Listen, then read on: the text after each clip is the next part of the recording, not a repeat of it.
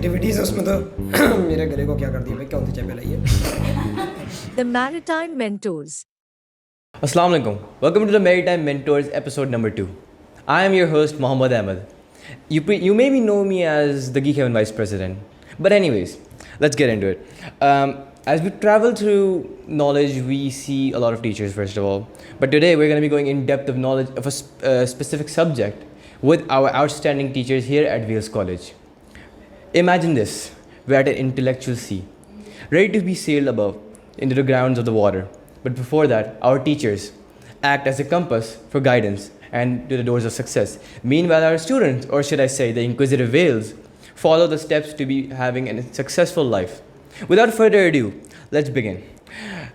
Today's guest he's an amazing personality. He is an anime fan, and most importantly, the person I look up to the most. He is the one and only, the physics mentor, Sir Kashan Raj. Assalamu alaikum, sir. वालेकुम अस्सलाम। Sir कैसे हैं आप? मैं अल्लाह का शुक्र ठीक ठाक, आप बताइए। अल्हम्दुलिल्लाह। सर मेरा सवाल ये है आपसे कि आप आजकल क्या कर रहे हैं? जैसे आपको पता है कॉलेजेस तो बंद है सारे, तो आपकी क्या चल रही है रूटीन? आपके डेली बेसिस में कुछ आप कर रहे हैं, कुछ ऐसी स्पेसिफिक और इंटरेस्टिंग? हाँ, बहुत ज़्यादा। मैं बहुत लेट नाइट सो रहा हूँ और बहुत लेट मॉर्निंग उठ रहा हूँ। सबसे पहला अगर नींदें पूरी करने का जो मामला होता है ना, वो आजकल चल रहा है। बाकी थोड़ा बहुत अगर कोई सीरीज़ हुई तो वो देख ली, कोई मूवी हुई तो वो देख ली, और थोड़ा फैमिली टाइम जो कि अब ज़रूरी है। Which is actually really needed and important. Sir तो बताइए, what are your hobbies?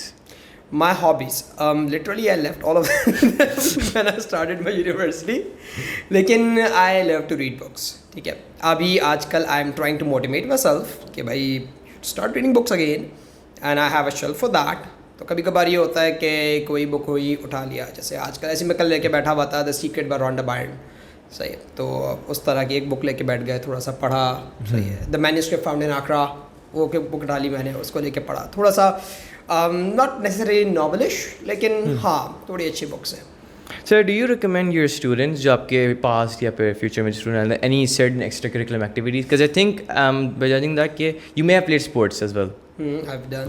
So do you recommend anything similar to that, like sports, yeah, any societies that you should join or something like that? अच्छा, one thing that I always recommend my students is to build up their soft skills. ठीक है, and to be good at managing stuff. तो मेरा हमेशा यही होता है बच्चों को बताने का कि भाई देखो, विद योर स्टडीज़ आप किसी न किसी सोसाइटी को, अपने कॉलेज में हो, आप स्कूल में हो या यूनिवर्सिटी में हो, आप ज़रूर ज्वाइन करो, क्योंकि इससे आपके अंदर ना एक तो थोड़ा सा इंट्रोवर्ट वाला जो फैक्टर है वो भी रिमूव होता है। You know how to actually talk to people ना, and you actually learn how to manage stuff. Life में हर बार ऐसा नहीं होता कि आप एक ही पर्टिकुलर काम को ही करते हुए चले जा रहे होते हो। सही, आप अमूमन ये करते हो कि आपको 2-3 चीज़ों को साइड बाय साइड मैनेज करना होता है, पैरेलल एक दूसरे के। तो इन जगहों में इन्वॉल्व होने के ना, ये इवेंट्स मैनेज करके आपको इन चीज़ों का अंदाज़ा होता है, आपका टाइमलाइंस मैच करने का तरीका आता है। सही है आपको, और ये चीज़ आपकी रियल लाइफ में बहुत काम आती है। बिलीव मी, मैं अपने ओ लेवल्स तक तो I never went into that ना, लेकिन ए लेवल्स से ही I started for like organising events. इस तरह मैं यूनिवर्सिटी में गया तो I was there as my university life के अंदर भी मैंने कुछ इवेंट्स ऑर्गेनाइज किए, and I learn how to actually work with people. तो उस चीज़ में ना आई एक्चुअली फिगर्ड आउट कि भाई ठीक है, these are the things that you need to develop, because it helps you whenever you go and in like into any corporate sector. मज़े की बात बताता हूँ, मैंने शायद PNG अप्लाई किया था। सही है, after graduating it was like 1 or 2 hour long test. It was an online test. सही है, and it was a case based study. सही, वो क्वेश्चंस वीडियोस दिखाते थे, उससे वो हमसे, उसके बाद में उसके क्वेश्चंस हमसे पूछते थे। तो मुख्तलिफ टाइप का था। जैसे एक क्वेश्चन मुझे अभी भी याद है, उन्होंने पूछा था कि भाई अगर आपके पास कोई कॉल आती है, सही, और एक प्रॉब्लम वो आपको कोट करते हैं, ठीक है, अच्छा वो प्रॉब्लम ऐसी है कि वो आपके डोमेन में सॉल्व नहीं हो सकती, आपको अपने सीनियर को कह लो कि बताना पड़ सकता है। ठीक है, या अगर आप खुद डिसीजन लेंगे तो आपके लिए प्रॉब्लम हो सकती है, लेकिन आपका जो सीनियर इमीडिएट बॉस है वो बहुत बिजी है इस वक्त, तो उस वक्त क्या करेंगे, वो सिचुएशन बताएं। तो मैंने उसके अपने हिसाब से रिस्पॉन्सेज वगैरह दिए थे, तो PNG ने मुझे रिजेक्ट किया था। अच्छा, मज़े की बात यह है, मुझे वो इतनी अच्छी रिजेक्शन लगी थी क्योंकि मेरे पास ईमेल आई थी रिजेक्शन के बाद, उसमें उन्होंने मेरे 2 प्रोज और 2 कॉन्स बताए, मतलब मेरी स्ट्रेंथ और वीकनेसेस। उन्होंने 2 मेरी स्ट्रेंथ्स बताई, 2 मेरी वीकनेस बताई। यानी स्ट्रेंथ तो मुझे याद भी नहीं है उन्होंने मुझे क्या बताया, उन्होंने मेरी वीकनेस बताई थी। उस वक्त मतलब मैं रीसेंट ग्रेजुएट था। उन्होंने बोला कि आपके अंदर एक चीज़ है कि आप टीम वर्किंग से थोड़ा पीछे हटते हैं। आप क्या करते हैं कि आप सारी चीज़ें अपने ऊपर हावी कर लेते हैं और आप हर चीज़ को खुद सॉल्व करने की कोशिश करते हैं। एंड बिलीव मी, उनके पूरे 2 घंटे के उस टेस्ट के अंदर कुछ भी ऐसा नहीं था जिससे मुझे लग रहा हो कि उन्होंने ये बात कैसे गेज कर ली। कोई चीज़ उन्होंने ऐसी पूछी ही नहीं थी जो मुझे लगा कि उन्होंने कोई चीज़ ऐसी नहीं पूछी जिससे उनको ये अंदाज़ा मैं टीम वर्क करता हूँ या नहीं करता। बस वो केस बेस्ड स्टडीज़ थी। और हाँ, एक स्ट्रेंथ उन्होंने मुझे बताई थी कि ये आपकी स्ट्रेंथ है, वो थी मेरी एनालिटिकल स्किल्स। वो जो भी ग्राफ दिखाते थे, जो भी पाई चार्ट दिखाते थे, सही जो भी ऐसी चीज़ें दिखाते थे, मैं उसके जो क्वेश्चन के आंसर्स दे रहा था उसके एंड के ऊपर उन्होंने मुझे रिजेक्शन के वक्त बताया ये आपकी स्ट्रेंथ है, आप एनालिटिकल स्किल्स अच्छी रखते हैं, लेकिन आप क्योंकि टीम प्लेयर नहीं है। और एक आध बात और बताई थी, वो मुझे एग्जैक्टली याद नहीं है। और ऑनेस्टली उस वक्त मुझे लगा कि नहीं यार, what he said is actually right, I do this, I usually take everything upon my own head. जब मैं इवेंट्स मैनेज करता था तब भी मैं बहुत सारी चीज़ें अपने सर पे हावी करता था और मैं लगा रहता था, मैं इधर भाग रहा हूँ उधर भाग रहा हूँ, सही है। और अपना मतलब इवन मुझे याद है टेबल्स उठा के हम एक डिपार्टमेंट से दूसरे डिपार्टमेंट तक गए, 3-3 4-4 टेबलें उठा के। मैंने कहा नहीं यार, ये हमें खुद करना है। मैंने लेबर को नहीं पकड़ा, हम बोलते थे यार छोड़ो यार अभी, उस वक्त क्योंकि we were tight on budget, तो हम खुद टेबलें उठाते थे और लेके भागो यहाँ से। तो हम ये चीज़ें करते थे। तो उस वक्त मुझे अंदाज़ा हुआ कि हाँ ठीक है, what he gauged was actually right and I really loved that rejection. अब मैं बताता हूँ लोगों को, मैंने कहा भाई I got rejected from PNG and I loved कि भाई दे एक्चुअली टॉट मी कि where are you weak, develop on that. तो उस दिन से मुझे इस बात का एहसास हुआ कि यार I have to actually motivate my students कि भाई चलो ठीक है, पढ़ाई लिखाई फिजिक्स अपनी जगह, लेकिन at the end of the day एक टीचर का जो इम्पैक्ट होता है ना लाइफ के ऊपर, वो ये होता है कि आपकी स्टूडेंट की अपनी पर्सनल स्किल्स के अंदर ना उस टीचर की रिफ्लेक्शन नज़र आनी चाहिए। क्या कुछ इसने उसके अंदर ऐसा इनकलकेट कर दिया जो आज जो है वो हमें दिखता है कि यार ही कहीं ना कहीं उस टीचर की रिफ्लेक्शन इस बच्चे में मौजूद है। ये ज़रूरी है। अगर आप ये चीज़ देख पा रहे हैं तो उसका मतलब आपने एक हद तक अपना थोड़ा सा आपको सेटिस्फैक्शन फील होती है कि हाँ मैंने कुछ किया है। एंड ये आपने जो बात की that evaluation thing, that is actually very true, क्योंकि इट्स लाइक कि when you're in a position कि आपको कुछ नहीं पता आपके बारे में, like and then there's another person who's above and a senior and like telling you and evaluating that these are your pros and your cons, you actually feel good कि like you know now your weaknesses, now you can work on them, which is a good thing. The second question would be, how was your school and college life? Do you have any fun, like any specific event? School life में I was kind of like, call me a nerd, सही है, or call me anything like that. I was everything about it, सही है। मैं बिल्कुल मतलब ऐसा बच्चा था कि अगर मैं आपको क्लास में नहीं मिलूँगा तो मैं आपको लाइब्रेरी में मिलूँगा, सही। I actually move from a matric system to O levels ना, क्लास 8 तक मैंने मैट्रिक पढ़ा था और उसके बाद फिर मैं ओ लेवल्स में गया था। तो मैं शुरू के 1.5 साल तक मुझे यही समझ में नहीं आया कि ओ लेवल्स पढ़ते कैसे। ज़िंदगी में पहली बार फेल हुआ ओ लेवल्स में आते ही, सही। First monthly assessment, I still remember, chemistry का पेपर था, मैं कॉपी याद करके गया था। मैं भी यूज टू डू दैट, सही है। तो हम कॉपी सारी चीज़ें याद करके चले गए ना, पेपर में जाके बैठे, जो पेपर आया उसमें 50 मार्क्स का पेपर था, उसमें से एक चीज़ कॉपी में से नहीं थी, सही। और वो हम सर को जा रहे हैं, हम बाहर निकले गुस्से के अंदर, अपने दोस्त को पकड़ रहा हूँ, बोल रहा हूँ यार व्हाट्स दिस यार, ये क्या है, सर ने कैसा पेपर दे दिया, ये तो कॉपी में से कुछ था ही नहीं, बिल्कुल आउट आया। अच्छा वो ओ लेवल्स पढ़ता हुआ आ रहा था, मैं बात कर रहा हूँ सीनियर 1 की, मतलब जो आपका O1 कहलाता है। तो कह रहा भाई ऐसे ही आता है पेपर। कैसी बातें करो, ऐसा पेपर आता है, ऐसा तो कोई पेपर नहीं आता। मैंने तो आज नहीं कह रहा, तो मैट्रिक से आया हो, वहाँ पे याद करने का मामला होता है, हम याद नहीं करके आते।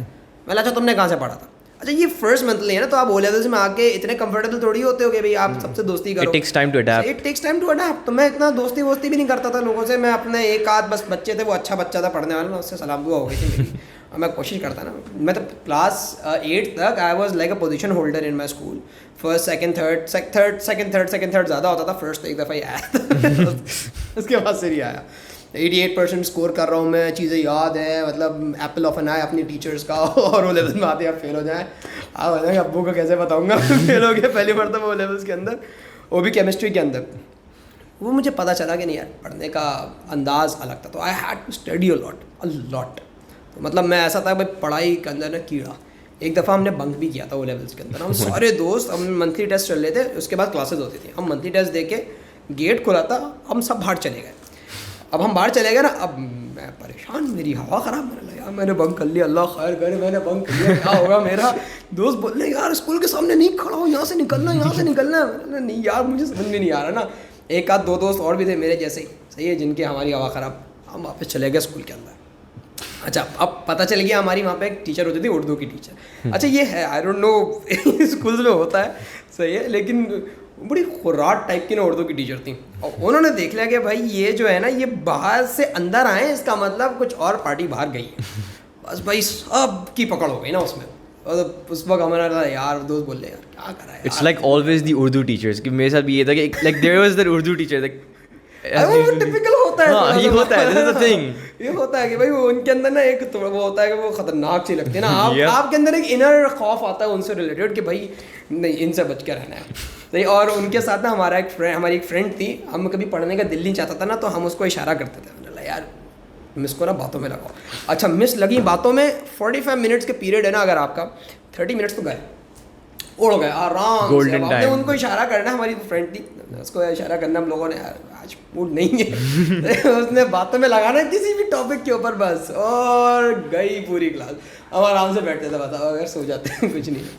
तो ओ लेवल्स लाइफ मेरी ऐसी थी। अच्छा ए लेवल्स में आके मैंने अपना पूरा पैराडाइम शिफ्ट मारा से ओ लेवल्स तक, क्योंकि मैं अगर क्लास में नहीं हूँ मैं लाइब्रेरी के अंदर हूँ। ए लेवल्स में आके अगर मैं क्लास में नहीं हुआ ना, मैं छत पे फुटबॉल खेलता हुआ मिलूंगा या क्रिकेट खेलता हुआ मिलूंगा। एक तो शुरू में ज़मान में भी ये आ गया था भाई कि 3 सब्जेक्ट्स हैं, फिजिक्स केमिस्ट्री मैथ्स, कुछ भी नहीं पढ़ना क्या होगा। वो हमें बहरहाल दिसंबर तक अंदाज़ा हो गया कि नहीं ये बहुत कुछ है। ये हमें लिटरली बहुत हमारी कुछ क्लास करने में भी की हुआ था ज़रूरत है। because like when you come in A levels like 3 something like हमने O level में 8 दिए and like it's gonna be easy but when you come and see the real thing कि it's more harder than O levels and you're like okay you need to study, you need to stop everything now. Exactly. तो उसके बाद फिर हमने थोड़ा सा पढ़ना शुरू किया था, लेकिन फिर भी मतलब ये था कि भाई we had a lot of time available जिस पे हम ये चीज़ें कर सकते थे। तो हम बहरहाल हम निकल जाते थे ना, मतलब हमारी टेबल चेयर के नीचे फुटबॉल रखी भी होती थी, क्लास खत्म हुई हमने पैर से फुटबॉल बाहर निकाली और भाई हम चले गए, हमारा रूफ टॉप वहाँ हम खेलते थे। वहीं पे मैंने अपनी सारी मतलब ये इवेंट मैनेजमेंट वाली चीज़ें डेवलप करी अपने अंदर, सोसाइटी को पार्ट, उस वक्त हमारे स्कूल में नई नई सोसाइटी बनी थी, सोसाइटीज़ में पार्ट लेना शुरू किया। सही है, एक समझ लो कि मुझे एक अच्छा फील आया उस चीज़ से रिलेटेड कि चलो ठीक है यार ये मज़ेदार है। यही चीज़ मैंने अपनी यूनिवर्सिटी में भी कैरी आउट की। तो मेरा ओ लेवल जो था ना वो बहुत ही ज़्यादा पढ़ाकू टाइप के बच्चे का था। ए लेवल्स में आके मतलब आई वाज कि भाई बस इन ए लेवल कि हम लोग को सोसाइटीज़ मिल जाती हैं which is like a thing कि जैसे मुझे सोसाइटीज़ पसंद है, that's why I was like into societies। होता है क्या टीम वर्क मिल जाती है, you meet new people with new ideas and then you share ideas and you're like having cross like questioning that and that's like amazing। अच्छा आपने जैसे बोला कि आप फुटबॉल एंड क्रिकेट खेलते हैं, like do you like खेलता था? अच्छा था। So what do you prefer more, cricket or football or both? यार आई प्रेफर फुटबॉल, क्रिकेट से ज़्यादा मज़ा मुझे अच्छा football. what's your favorite team then? I think यहाँ पर बहुत सारे फुटबॉल प्लेयर्स हैं। यार ऑनेस्टली मुझे खेलना इतना पसंद था क्योंकि मैं मतलब वही बात है ना कि मैंने अपने आप को दूसरी चीज़ों में बहुत इन्वॉल्व किया हुआ था। सही तो मेरे पास जैसे आई रिमेंबर लास्ट मतलब अपने ए लेवल्स के टाइम पे भी I used to teach a lot of tuitions. मतलब ये था कि कॉलेज से घर गए, पहुंच गए 2 बजे 2:30 बजे पहुंच गए, आराम से लंच वगैरह किया, थोड़ा सा रेस्ट किया, 4 साढ़े 4 5 बजे ट्यूशन के स्टूडेंट्स आ गए। सही है, आप हर कैटेगरी के ट्यूशन के बच्चों को पढ़ा रहे हैं। सही है, I used to had a batch of like class 9th matric system and class 10th matric system जिनको मैं पढ़ाता था पर्टिकुलरली इन बैच। मैंने छत के ऊपर एक सेटअप बनाया हुआ था अपना पूरा। सही है, एक टेबल रखी हुई थी, सही है, उसके बाद कुछ चेयर्स थी, एक बोर्ड लगाया हुआ था, 2 लैंप्स लगा दिया ताकि रोशनी हो जाए। सही है, ज़्यादा हो गया तो नीचे चटाई बिछा देता था, अब बैठो सब बैठो, वहीं बैठ के पढ़ाया। तो मेरा ज़्यादातर टाइम ना इन चीज़ों में गुजरता था। फुटबॉल मैंने मतलब किसी को एज एन इंस्पायर करके नहीं उठाई हुई थी। फुटबॉल ऐसा था कि मेरे सारे दोस्त खेलना है ना, मुझे भी कुछ ना कुछ तो करना है। मुझे अच्छी तरह याद है मुझे बॉलिंग करानी नहीं आती थी जब मैं क्रिकेट खेलता था। मैंने ए लेवल्स में आके हाथ घुमा के बॉल कराना सीखा है।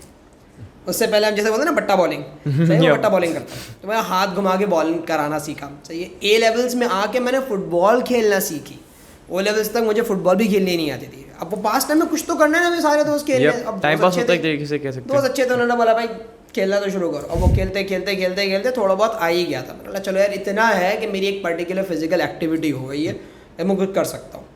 तो वो वाले सिलसिले थे। इट्स लाइक फिजिक्स कि आप प्रैक्टिस जितनी करेंगे उतना आपका गेम बनेगा।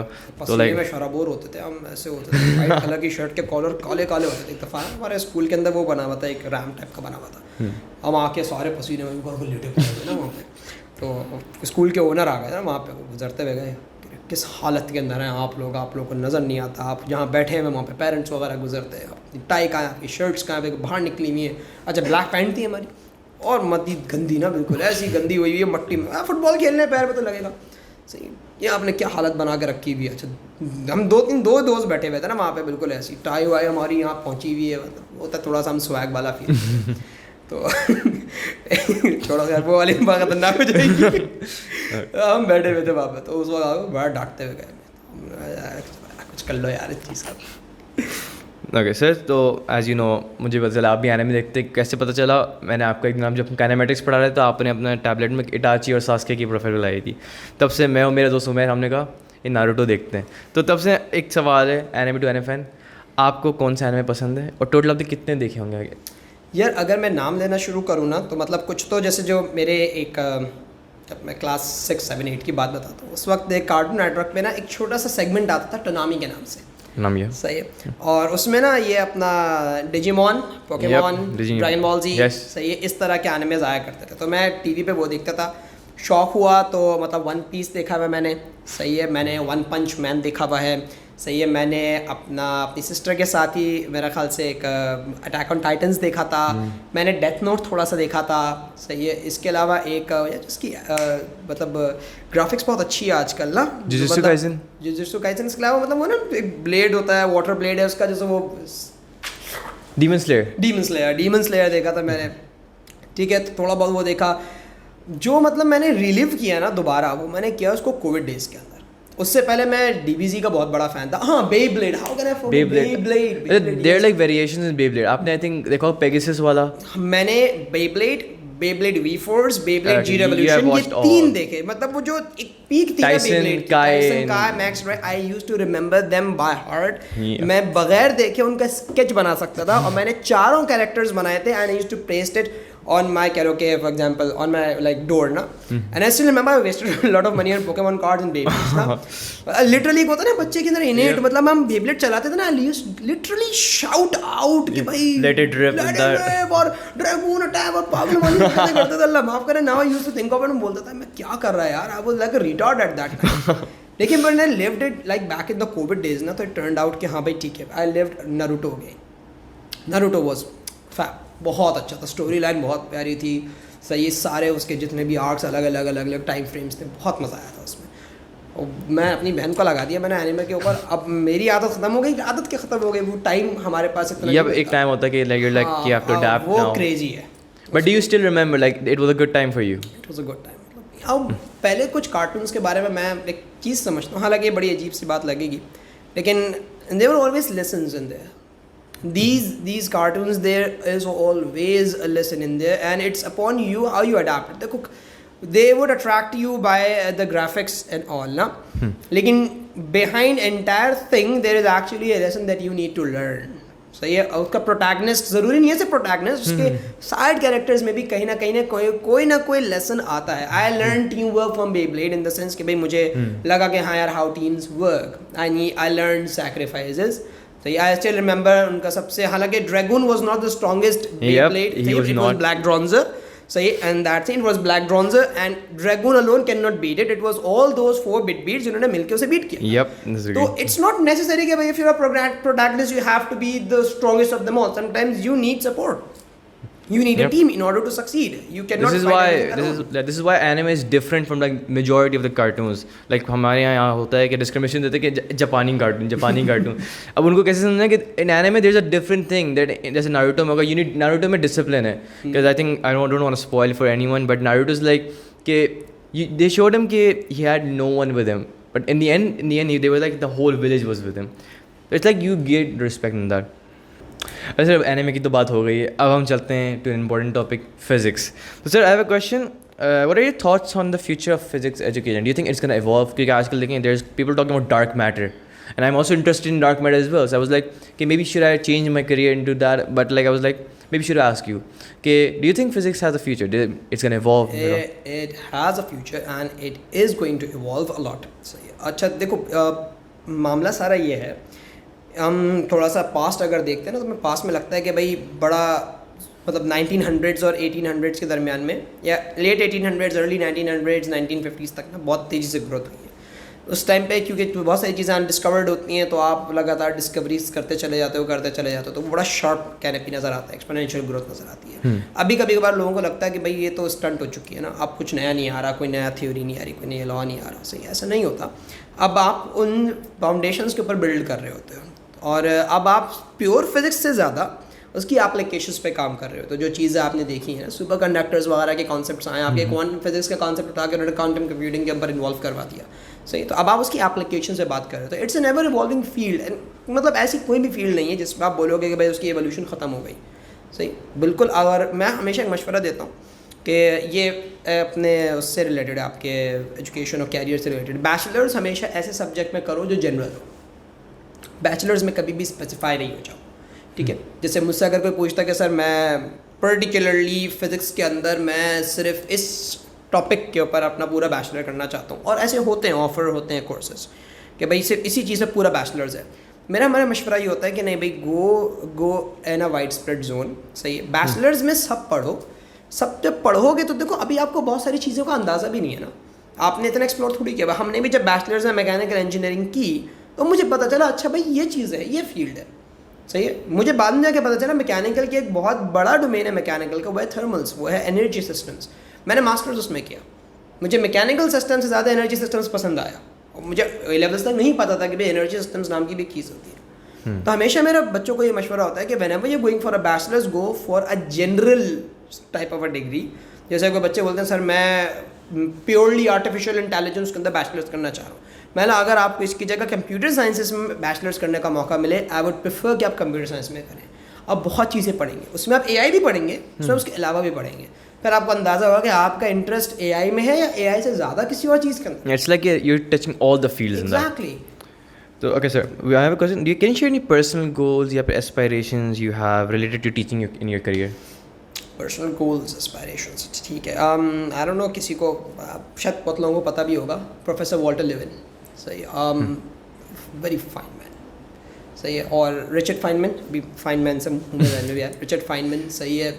ये हैं कुछ ऐसे लोग जिन्होंने फिज़िक्स को मतलब अपना या अपने एजुकेशन को, अपनी टीचिंग को जो है वो ओन किया, सही। उनका आप कोई लेक्चर उठा के देख लें, that they actually owned it, they developed their own ways, they are taught in a very unique manner, सही है। फाइनमैन की जो टेक्निक है वही अलग है, नाम से मशहूर है फाइनमैन्स टेक्निक, सही। और इसी तरीके से आप वॉल्टर लिविन के लेक्चर्स देखें, सही, आपको यूट्यूब पे मिल जाएंगे, आपको उसका अंदाज़ा होगा, ठीक है। तो इसी तरह से, और एक मेरे जहन से नाम निकल रहे हैं, एक टीचर है, तो वो हमेशा ना एक चीज़ मेरे जहन में, ये ऐसे लोग होते हैं।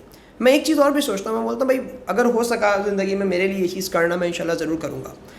फिज़िक्स की क्लास क्लासरूम में नहीं होनी चाहिए, फिज़िक्स की क्लास डिज़र्व करती है एक लैब, सही। और मेरी टीचिंग स्ट्रैटेजीज़ भी मैं कहूँगा कि मुझे इवॉल्व करनी है कि ये क्लासरूम से निकल के ये क्लास लैब बेस्ड हो, मेरा हर लेसन लैब में हो, सही। क्योंकि मैं जो चीज़ सिखा रहा हूँ वो चीज़ एक एप्लीकेशन बेस्ड चीज़ है, सही। और उस चीज़ को सीखने का मज़ा उसी वक्त आता है जब आप उसको हैंड्स ऑन एक्सपीरियंस करना शुरू करते हो, सही। मैं आपको दिखाता रहूँ, सुनाता रहूँ, स्टेशनरी वेव्स कुछ होता है, लेकिन अगर आप जब इसको रियल लाइफ बनते हुए देखोगे तो आपके अंडरस्टैंडिंग्स ही अलग होती है। मैं ये समझता हूँ कि हाँ, अगर मतलब मेरी एस्पिरेशन या मेरा जो एक गोल है वो यही है कि इंशाल्लाह वन डे, मैं कोशिश ये है, अल्लाह ताला मुझे तौफीक दे कि मैं इसको क्लासरूम से निकाल के इसको लैब बेस्ड कर दूँ। एटलीस्ट मैं इतना तो कर लूँ कि मैं एक नए डोमेन टीचिंग क्राइटेरिया जो है वो अपने ऊपर ही अडेप्ट कर लूँ। बहुत सारे लोगों के जहन में आइडिया होगा, बहुत सारे लोग कर भी रहे होंगे, आई हैव दिस आइडिया, बहुत सारे लोग कर रहे होंगे, शायद लाइमलाइट में नहीं है, लेकिन this is how this subject should be taught. I see. तो this was like all the questions we done, but now sir अब तक गेम खेला जाएगा. It's called rapid fire. So basically I'm going to be asking some questions. So in questions you have to answer like in a very short period of time. So are you ready for it? अगर मैं बोलूँ नहीं तो I'm afraid that's not an option. चलो ठीक है, let's begin. चलो यार. So your favorite physics teacher? My favorite physics teacher, my own teacher, Sasake Balauti. Alright. So your favorite food? Favorite fruit? Food खाना. Food खाने के अंदर निहारी. Why is that? Why is that? मेरी अम्मी बहुत अच्छी बनाती हैं. Oh, that's nice. So one line for Wales College. See, a very balanced organization in terms of education and कह लो कि extracurriculars.